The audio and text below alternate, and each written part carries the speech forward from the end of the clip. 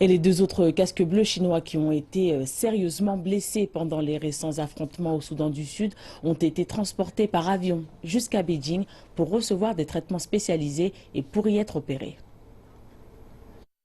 Un obus de mortier a touché le véhicule blindé des casques bleus dimanche dernier dans des affrontements opposant deux factions armées ennemies. Les affrontements se poursuivent à Djouba. Deux casques bleus chinois ont été tués et 5 autres ont été blessés. Les dépouilles des deux soldats tués devraient être transportées en Chine au début de la semaine prochaine.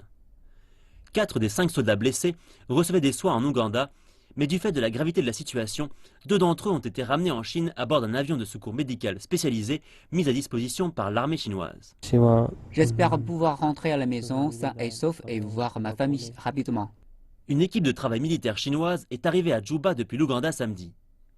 Ils ont rendu visite aux casques bleus au Soudan du Sud et ont envoyé des condoléances aux familles des 2 soldats décédés. L'équipe de travail a analysé la situation après l'attaque et a discuté des moyens d'améliorer les conditions de sécurité et d'assurer le soutien logistique à la base. Malgré les pertes, ils se sont engagés à ne jamais arrêter leurs efforts pour maintenir la paix mondiale.